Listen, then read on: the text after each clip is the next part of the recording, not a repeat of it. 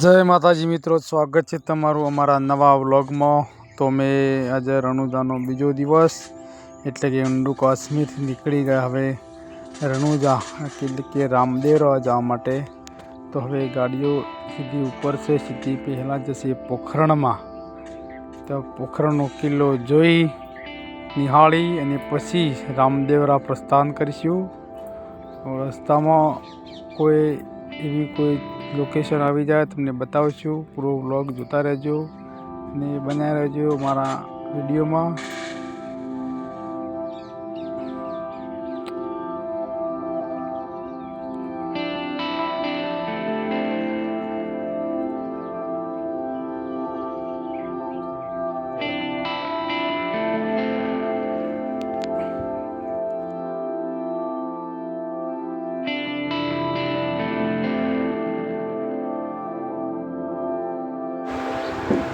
રાજસ્થાનની અંદર અમે પ્રવેશ કર્યો ત્યારે એવું લાગતું હતું કે વરસાદી માહોલ છે, તો વરસાદ થશે, પરંતુ વાદળછાયું વાતાવરણ રહ્યું છે।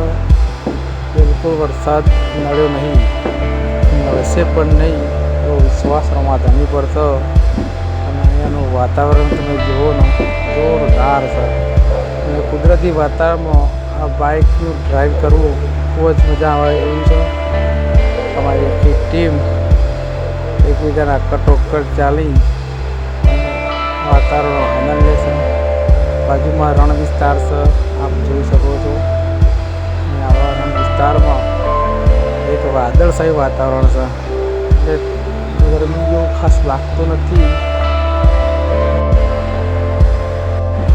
પણ હવે આપણે આવી ગયા છે ખૂબ જ નજીક રામદેવરાની, એટલે કે પોખરણ અહીંયાથી 3 કિલોમીટર છે અને રામદેવરા રામાધણીનો દરબાર અહીંયાથી 15 કિલોમીટર છે।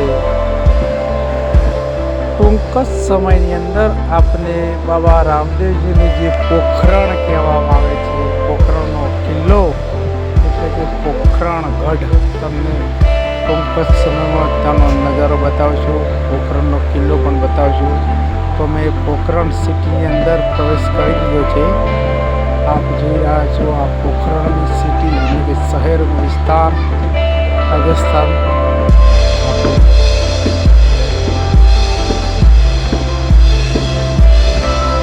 બન્યા રહેજો અમારા બ્લોગમાં। તમને પોખરણ કિલ્લાની અંદર જે રાજા રજવાડા વખતની જે વસ્તુઓ સાધનો બતાવશું। તો મેં બાઇક પાર્કિંગ કરીને અમારી પૂરી ટીમ એડમિન સાથે પોખરણ કિલ્લાની અંદર પ્રવેશ કરી રહ્યા છીએ। ટિકિટ માત્ર 50 રૂપિયા છે પોખરણ કિલ્લાની। તો ટીમને ટિકિટ લઈ અને પૂરી ટીમ અમારી પોખરણના કિલ્લાની મુલાકાત માટે પ્રવેશ કરશે। તો તે ઉપર અમને કાકો મળાવીને કીધું કે ટિકિટ બતાવો।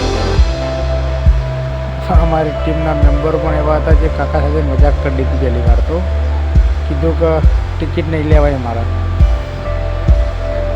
મજાક મસ્તી સાથે જઈએ તો જ મજા આવે, સિરિયસલી મજા ના મુસાફરીની, એન્જોયમેન્ટ કરતું રહેવાનું રસ્તામાં એકબીજા સાથે મજાક મસ્તીથી ચાલે।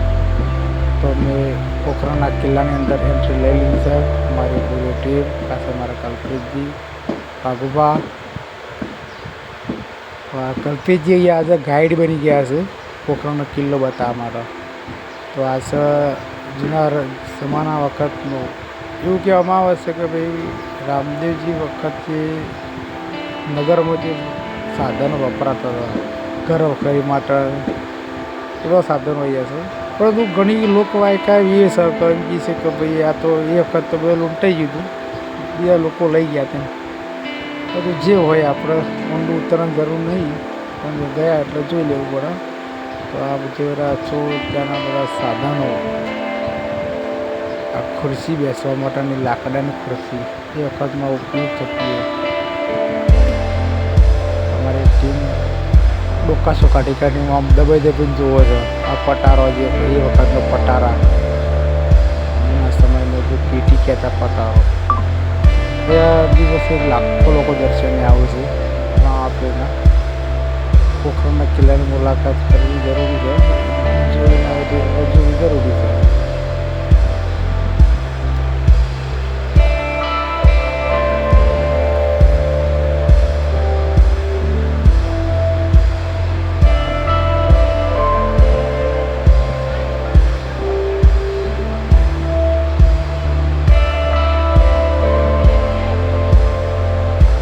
ઘણા ખરા જે જૂના જમાનાના જે પલંગ છે, ખુરશી છે, રદનો છે, ગોળા છે ત્યાં પડી ગયું. તેમાં ઘણા બધા લોકોએ અંદર પોતાના પર્સનલ ફોટા નાખ્યા છે.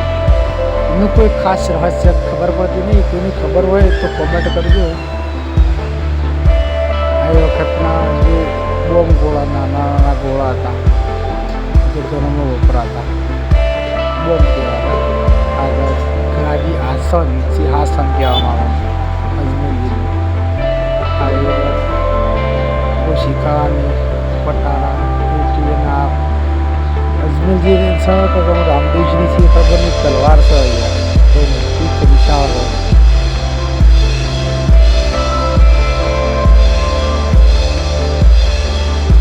રાજા વાળા વખતની તલવાર તો બહુ મોટી હોય. પટારો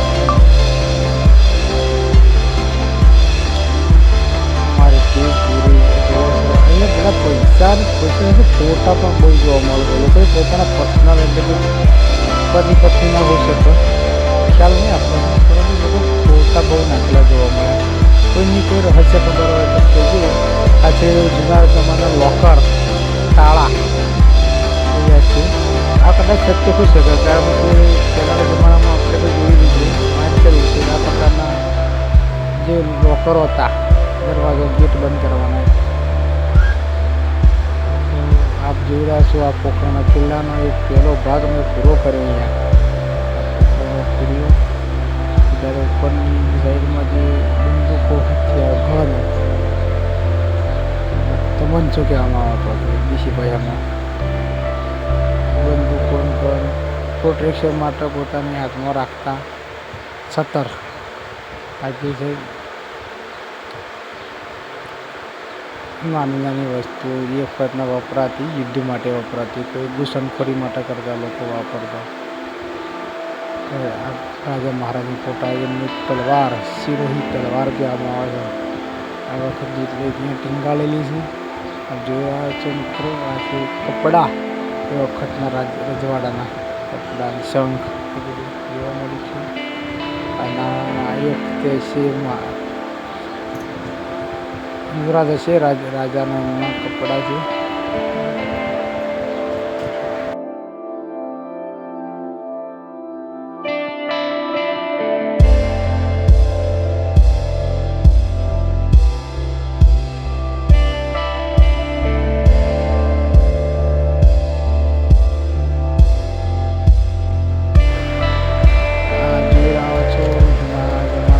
મેડિકલ કહેવામાં આવે. અહીંયા જો ખાતરો, અમુક હથિયારો, જે કહેવાતું કે ગોળી વાગતી યુદ્ધમાં તો ગોળી કાઢવા માટે એ બધું મેડિસિન વપરાતું. આ ચપ્પલ છે, નાના નાના વસ્તુ એ ખબર પડતી નહીં શું છે. આ સ્પ્રે અંતર એ વખતની બોટલો જોવા મળે છે. નકશા પણ છે એ વખતની જે વ્યૂહરચના બનાવતા લોકો, એ વ્યૂહરચના એ બતાવવામાં આવી છે.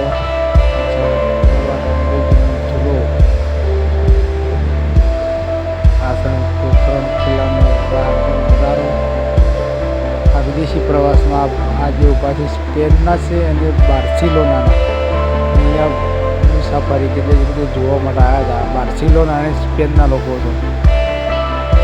કલ્પિતજી આજે આ કિલ્લાના ગાઈડ બન્યા છે. આ ઠંડા પાન જાય વિરમજી સાથે સાથે અગોહી ધ્યાના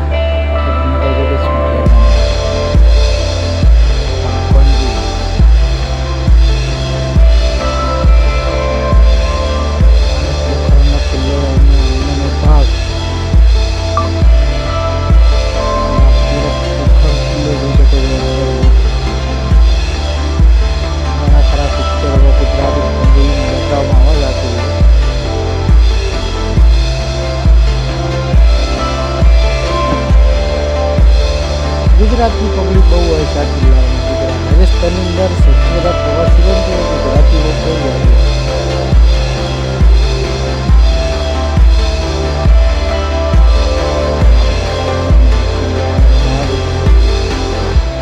કાશી પર જોઈ રહ્યા છીએ. આવી રહ્યા છીએ કે સ્પેનની બાર્સિલોના જે મુસાફર છે વિદેશી વિદેશીઓ લોકો બહુ આવે છે ગુજરાતમાં રાજસ્થાનના પ્રવાસન બહુ આવે છે. લોકો અમારી ટીમ ફોટા શૂટ કરી રહી છે. આજે એ વખતની તોપ કહેવામાં આવતી નાની નાની જોવાડે જે અંદર શું છે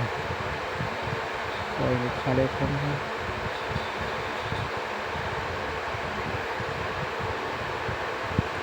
કલ્પીજી કેમેરામેન અજીતના ફોટા પાડે છે. આ સર એ વખતનો ગાલ્લો બળદગાડું કહેવામાં આવતું વખતનું ગાલ્લો. તમારા અજીતજી ગાઈડ બની સમજાવો છે. વિડીયોમાં અવાજ મ્યુટ કરી દીધો છે અને આ ગાલ્લો વખતનો જે સામાન લેવો પડે બળદગાડા દળો. તમે પોખરણ કિલ્લો જોઈ અને રિટર્ન હવે જઈએ છીએ રામદેવરા બાબાના દરબારમાં.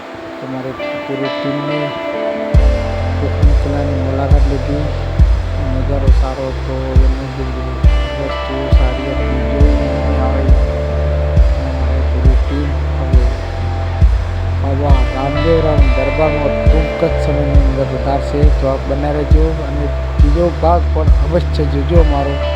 જય માતાજી.